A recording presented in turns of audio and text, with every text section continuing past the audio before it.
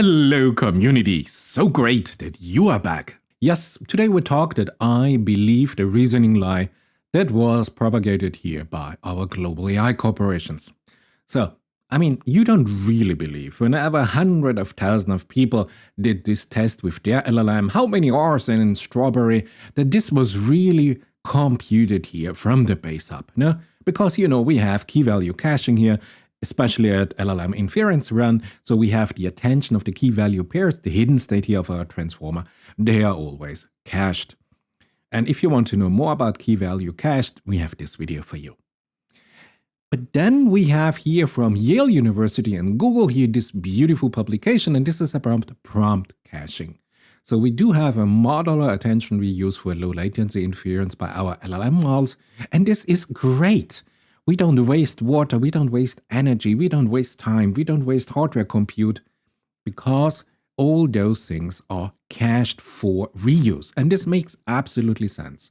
So when Yale and Google introduced a novel technique they called prompt cache to reduce the computational overhead in generative LLM inference run, I thought this is a great idea, no?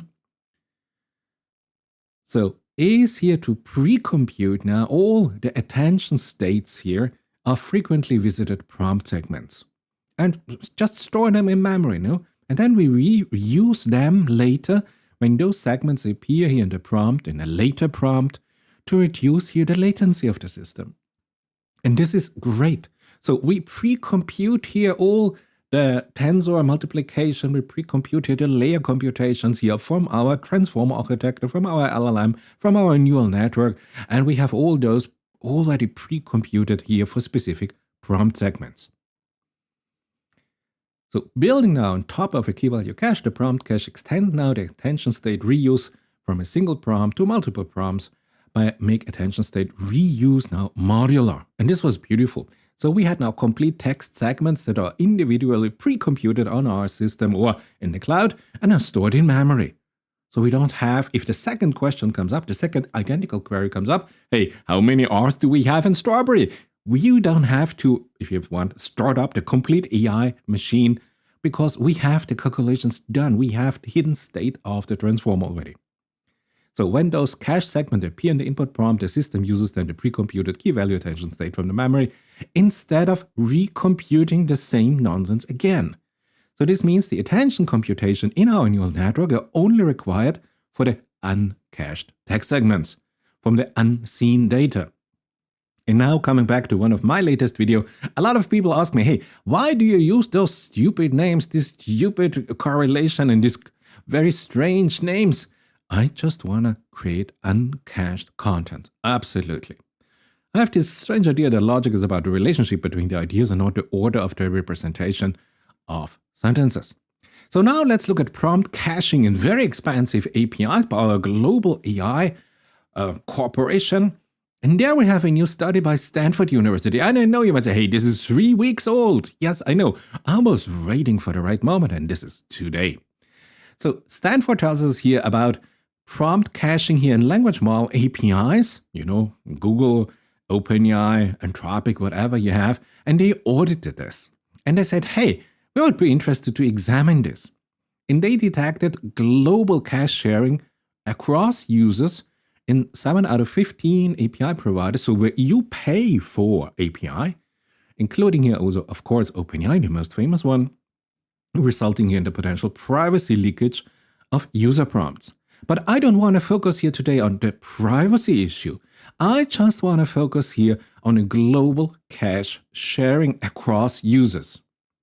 And this is now interesting because you say, what do you mean global? So let's have a look at the definition that they did. Global caching. The cache is shared across all users of the API. Let me underline this. All global users of this API. So when a user sends here a specific prompt, maybe with a private information, a cache hit can occur with any cached prompt, regardless of who sent it. So if you are in America and somebody in Australia or somebody in China had the same how many R's in a strawberry, why should we calculate all the tensor calculations again? We have it globally cached. Now, Stanford goes on and says, hey, this leads to the highest risk of privacy leakage because the attacker could potentially learn information about the other user prompt, but we are not focusing on privacy. We're just focusing, we have global caching as an issue. So those global corporations, they say, hey, we want to save the environment. We don't want to start the AI machine to do the complete computation from the ground up. We used here the cached values for the different tests, for the different things that come up again and again. So we reduce the cost for the energy, we reduce the cost for the water, and we can increase the profit. Isn't this beautiful? It's a win-win situation. Yeah, if you want to see this study here by Stanford, you have a beautiful GitHub repo with the data and everything. Have a look yourself.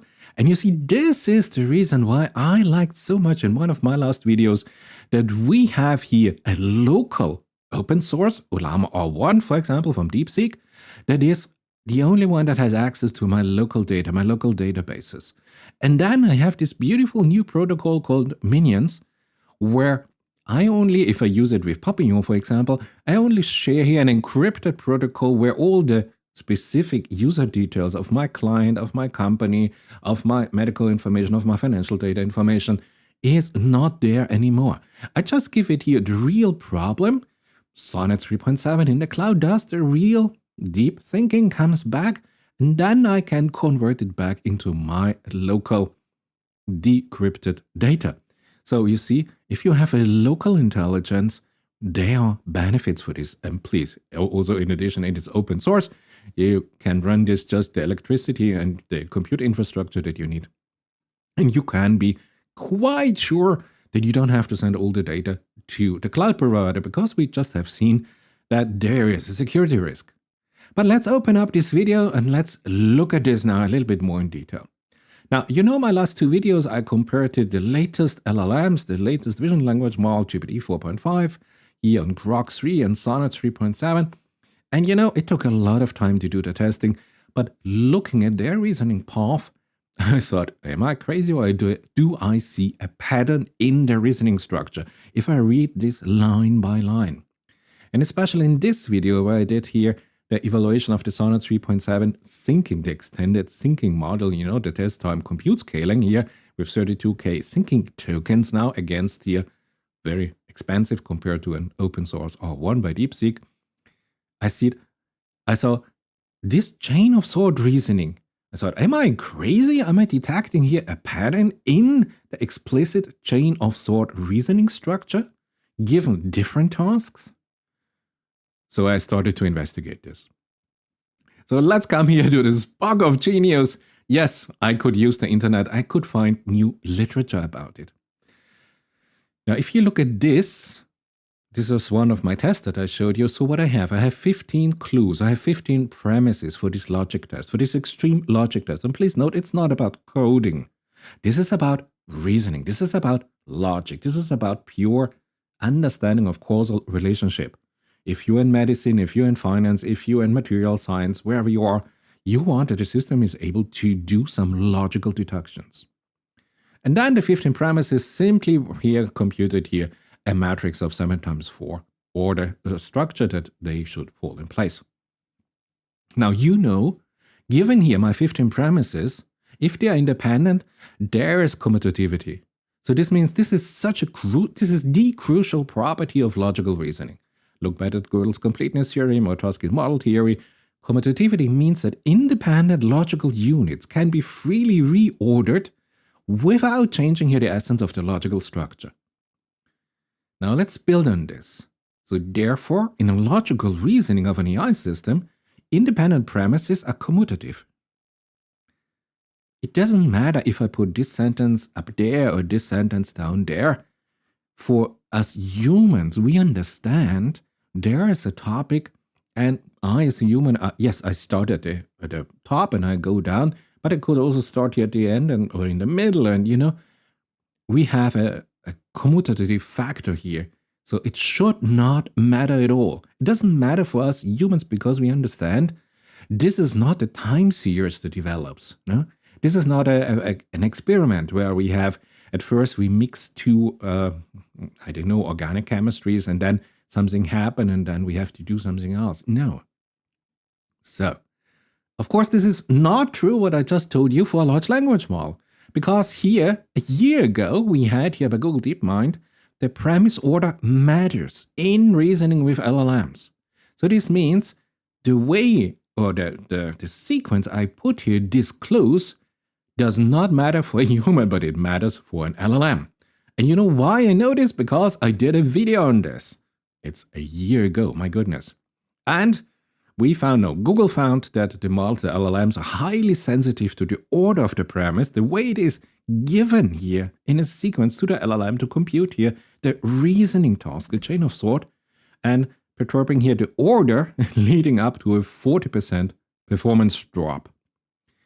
So this is here a first indication that this reasoning capability, this reasoning intelligence of LLM, there's no reason at all. If I just switch two sentences of my conditions, of my premises, we do have the law of commutativity. There is no mathematical or theoretical influence on the logic itself. But for the LLM, the performance drops 40%. And then we had this beautiful publication, and this here is by Meta. This is, 2023. Can you imagine? And they looked at this here, at the physics of LLM, and they have here some key recommendations for the LLM pre-training. And I will come back to this at the very end of my video, and I will tell you why this is so important, this study. So what they did, they investigated, hey, if the testing order is reversed now suddenly compared to the training order, the pre-training order, the accuracy of the model drops drastically.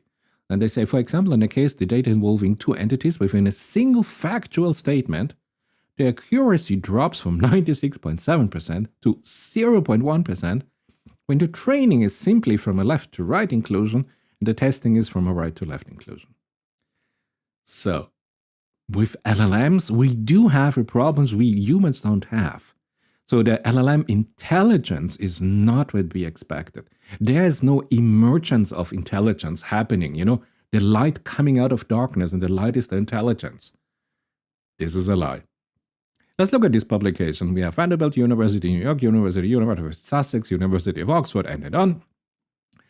And in this, we see here, if we train an LLM on ASB, it fails to learn BSA. Simple example. Who is Tom Cruise's mother? And the system here, never mind what LLM it is, this is an inherent feature of all LLMs. And the answer is Tom Cruise's mother is a specific person with a specific name. And then we say, hey, who is from this specific name the son? And the system says, I don't know, I have no idea. So you see, a reversal course in the logic is an LLM is not able to do this. And this was in GPT-4, and this was in May 2024. And I know what you thought, because I thought the same. Those are the old systems, GPT-4, nobody is using this. Our new LLMs, our beautiful vision language model, they are all so much better now. But let's stick with this, what we have proven up until now. And this suggests that the LLMs follow here a rigid, logical reasoning order driven by the learned pattern in the pre-training phase of the LLM rather than the true logical understanding, the emergence of intelligence in logic. So LLMs follow a logical reasoning order, a pattern they learned during the pre-training. So let's come here to the core idea. As I told you, in logical reasoning, independent premises are commutative, so this means the order here of my clues should not influence the result. It's a simple test, no? With the latest models. I just tested this 2 days ago. And then I was looking for actual research literature in AI, and I found this one. Now, this one I did not understand it the first time. I said, I don't get it. I'm sorry, I'm too stupid for this. So this one here designed to illustrate how the order of premises and the steps in a sort process can impact the reasoning and the final conclusion. So what they did is they looked here at the chain of thought. And you thought, and I thought, the chain of thought is simple. No? We have an LLM, we train this, either fine-tuning or reinforcement learning or whatever you want, with a chain of thought data, training data, and then the system, the LLM, develops the capability of answering here in a chain of thought. And I saw this is independent how we present the premises of our specific query to the LLM. And let's have here a look at the premises. Here we have 6 premises. And in this official publication, you have this example. And then you have simple is the conclusion that Jumbo is not sleepy, true, false, or uncertain. It's a simple logical test. And if you look at this, you say, okay, I can solve this. Now, the chain of thought in LLM builds is now very interesting to investigate, and especially with test time compute scaling, we really see here the reasoning process of these models, and we can learn, we can examine this, and we can learn how the inner workings of an LLM, how it happens. Now, if you can either read this, or I took some time here to understand what is happening. So step 1 here is if Jumbo is not sleepy, there's no conflict. So this is a starting assumption setting up here the hypothetical scenario. So this is here step 1. So the premises are in blue and the chain of thought are in green. We have the steps here in the chain of thought. Now if we go to step 2, if Jumbo is sleeping, Jumbo is a living being. This step uses here the provided premises 6, 3, 2, and 1 and deduces that if Jumbo is sleeping, it must be a living being through being here a baby elephant or a mammal, and then the mammals and the elephant being living beings. So this is a logical deduction. Step 3 gets now a little bit more interesting. If Jumbo is a living being, Jumbo cannot be both an elephant and a mammal. This uses now premise 5, which is deliberately false or a contradictory premise. So this creates now a logical conflict based on a given or a little bit strange rule of the puzzle. But you know, this is a logic test. This is not supposed to be easy. This should really test here the inherent logic capabilities. Step 4, all elephant and mammals which conflict with the conclusion in step 3. So now here we have the absolute logical contradiction. So this step uses premise 2, all elephant and mammals, to highlight here the contradiction created in step 3, because step 3 says Jumbo, if living, cannot be both, but premise 2 says elephant are mammals, creating here direct conflict. And now we have step 5, therefore Jumbo is not sleeping. So we have now the answer to our query. Is the final conclusion, because assuming that Jumbo is sleeping leads to a contradiction as shown in step 4, and therefore step 1 becomes the only valid path. It took me some time to understand why this has to be this strange, but then I said, of course, we can now modify, we can change the order, we can check for the commutativity here of the premises, but we will see now if the chain of thought stays in this reasoning order or it kind of adapts. And this is the interesting thing. And then they also found a solution. I will show you this in a minute about a chain of thought reorder. They build a direct acyclic graph and they have a topological resorting algorithm on this. So the authors tell us, hey, we study how to enhance now the logical reasoning abilities of LLM. This is what we want. We want better LLMs by addressing now their inherent limitation in the reasoning order variations. Those LLMs are so stupid, if I present to them the premise in a different order, the result will vary.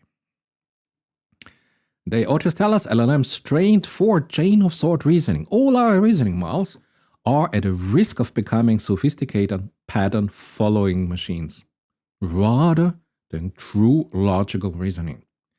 So there is no logical reasoning happening up until today, because they just follow patterns to learn in the pre-training phase. They can learn, those LLMs, to mimic our chain of thought, and this is great, but their understanding of the underlying logical dependencies might be not there at all, might be shallow, and they are definitely order dependent of the premises, leading here to errors when faced with variation in the problem presentation or the reasoning paths. This is a devastating statement by the authors here, because I believe that there is at least a minimum, I don't want to call it intelligence, there's a minimum capability in the LLMs for reasoning. And they tell us here with their experiment, listen, this is just here in the pre-training data, there were some patterns that were similar to my given problems, to my query, and they don't understand. They don't have a logic reasoning about my problem. They just found somewhere in the training data a pattern, and they just followed the pattern without understanding here the underlying logical dependencies. And all the, global AI companies here from, I don't know, Meta to what, they're all telling us this is the best reasoning model here in the world, and this is here with deep reasoning, and this is here with what. Well, turns out this is a lie.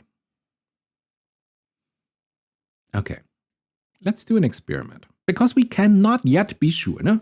Let's do this. Let's be real sure we have a data set. Now, we have here a selection of 3 data sets, and I love each of them. Because this is here by Yale University, Harvard University, NVIDIA, and whatever. This is called folio. This is first-order logic. I don't know if you're familiar. Never mind. It's a natural language inference data set annotating with first-order logic. I'll show you this in a second.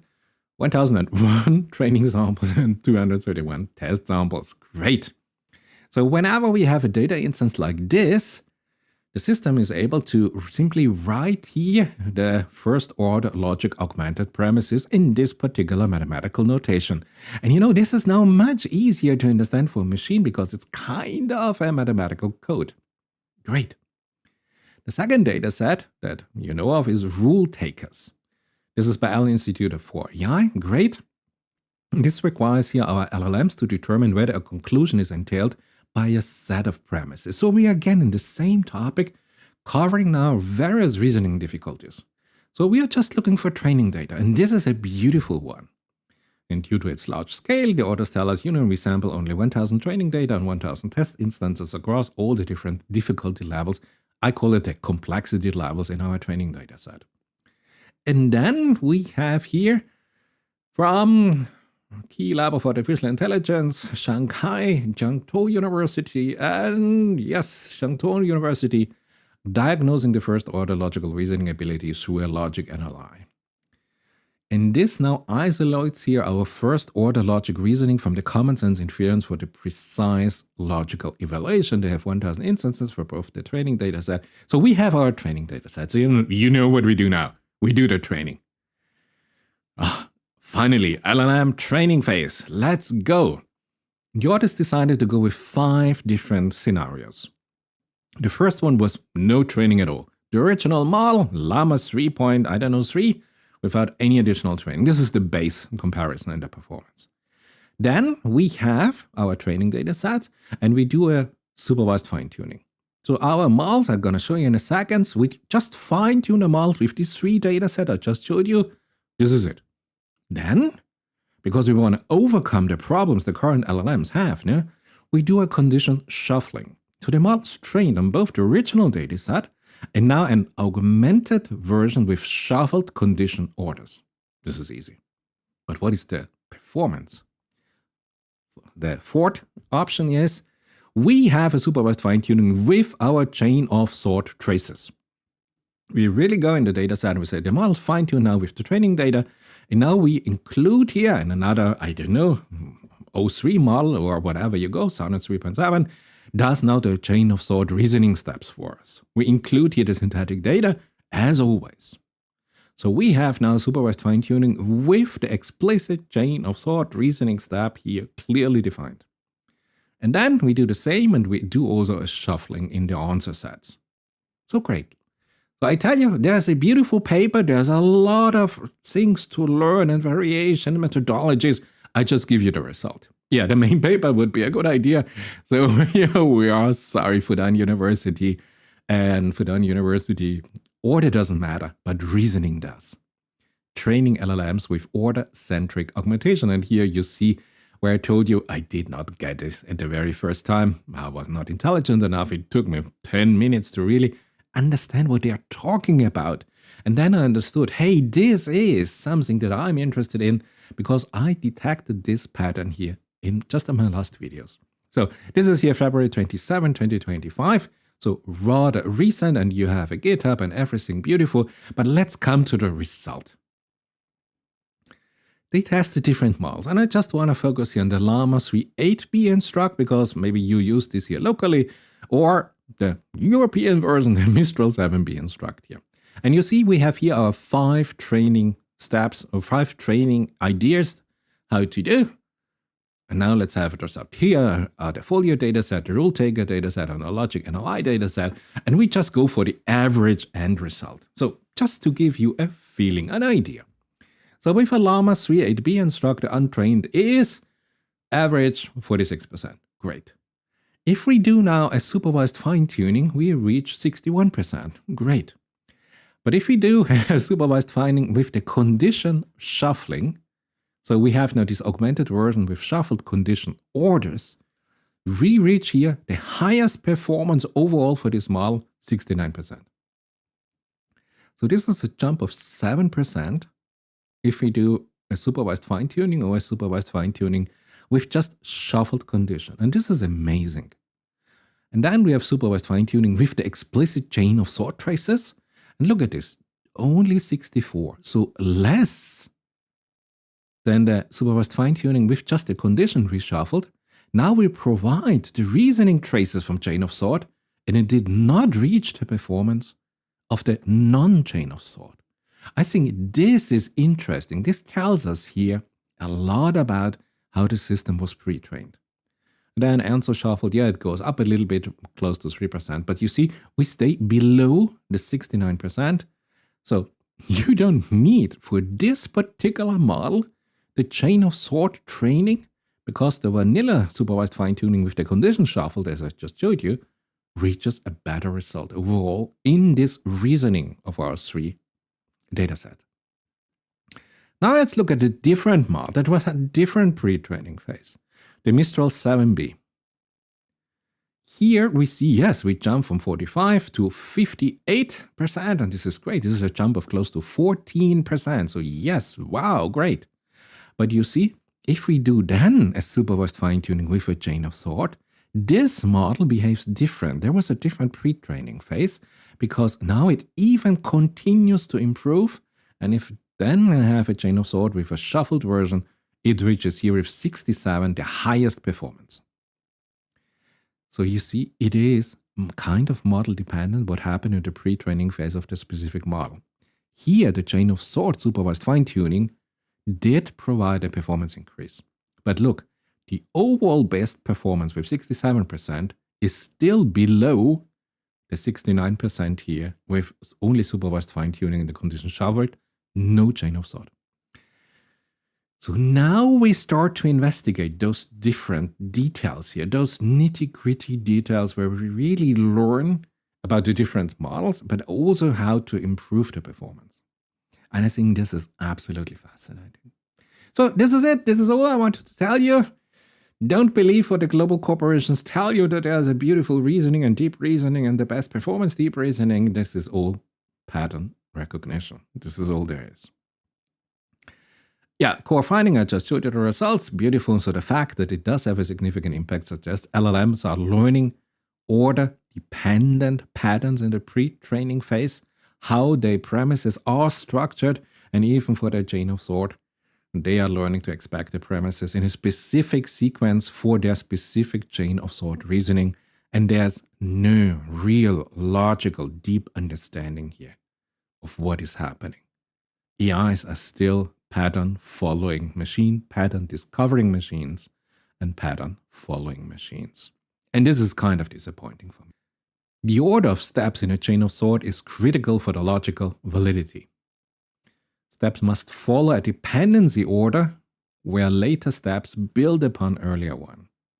And reordering the steps incorrectly can break the logical flow of current LLMs and lead to invalid reasoning. So you only should use your LLM if in the pre-training data there was a similar training example with a similar flow of premises presented, then maybe your LLM will be able to follow this specific pattern and come up with a valid reasoning solution. Otherwise, it will present to you an invalid reasoning solution. This explains a lot of the performance of current LLM in the deep reasoning. If you look at the chain of sort now as a structured reasoning process, we can build now a directed acyclic graph. Yes, of course, we have all the mathematical tools of graph theory and everything, and now we try to fix this, no? And this DAG visualization emphasizes now that a chain of thought is not a linear sequence of steps. And I think this is also in my thinking. I thought, yeah, chain of thought. No, A follows B, follows C, follows D. This is a linear chain of argumentation. No, wrong. Again. But it is a structured process of logical dependencies. So when I thought that a chain of thought is here, if you want, by the emergence intelligence of an AI system, of this LLM, yeah, wow, this is happening now, no? Is this generated by the intelligence of the LLM? The answer given here by these studies is definitely no. No way. Just a pattern-following machine. Great.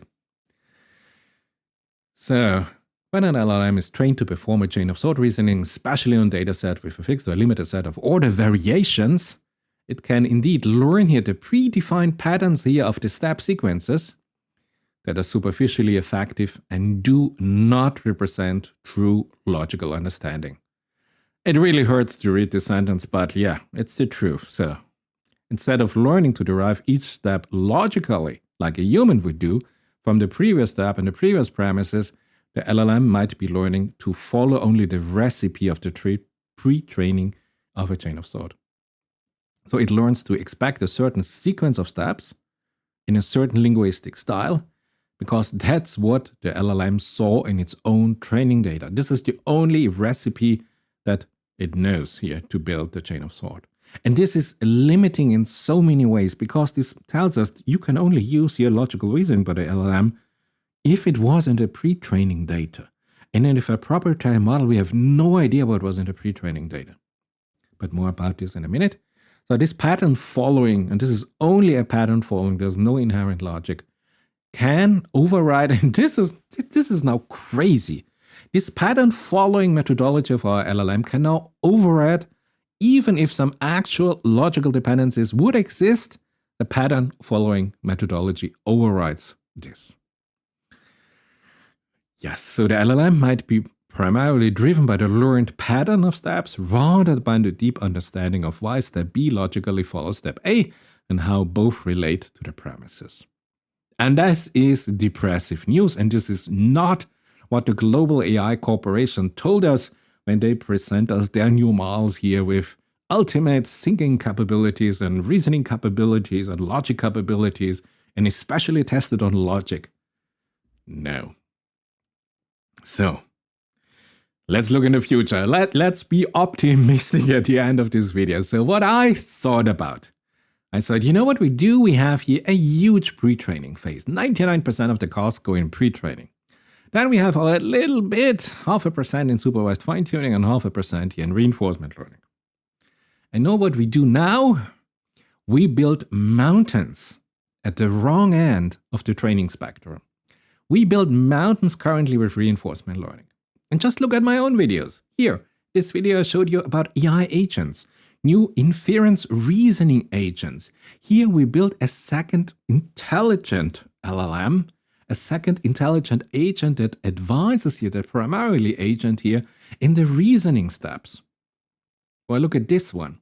Here for vision language model, for robotics model, I showed you how to optimize the reward model, another secondary intelligence LLM for the primary LLM, just to guide the model here for reinforcement learning, and this was called RMUP. So you see, we have to build mountains here for something that we are missing in our pre-training data. Now, there are solutions, yes, of course, and they even give us here some solutions, and they say, hey, we can now build here, we can now construct the directed acyclic graph to model here the dependencies between the reasoning steps in a failing chain of thought process. And if we then apply a topological sorting from a pure mathematical standpoint on this particular directed acyclic graph that we just constructed to identify here the valid reorderings of the reasoning step that preserve now our logical correctness, we can then use this and augment here the supervised fine-tuning training data with this valid reorderings from the topological sorting of the reasoning step for the new improved supervised fine-tuning training data. And we can fine-tune our model now on this advanced reasoning. You know what this means? we're still optimizing here in the wrong end of the training. What else can we do? I had the idea, yes, let's do all of this, which is the solution, and let's put this in a multi-agent framework, because this could be now a second agent that is helping here the first LLM intelligence, the first agent here, and telling now the first agent as a kind of a reward model, an advanced reward model in the reinforcement learning phase, only take here the topological sorting, DAG sorted valid reorders for your reasoning step, because only those steps that I will show you preserve the logical correctness. So we have here the first agent going a little bit wild, and then we have a correctness agent, a reward agent that tells us, hey, careful, only take here a subset of your reasoning steps to come to the correct conclusion. So what we do, now we build more mountains at the wrong end of the training spectrum. Because what would be the perfect solution? We integrate all our insights from the last 2 years and we start to pre-train the next AI model. And yes, I know what you're going to say. You say, this will take half a year. Maybe this take a year. This will be so expensive. But you know what? I would rather prefer to wait for half a year for the real next significant improved LLM, then get models like 4.55 or 3.72, because we are building now correction at the wrong end of the LLMs. It is time to integrate our knowledge now to where it belongs in the pre-training phase.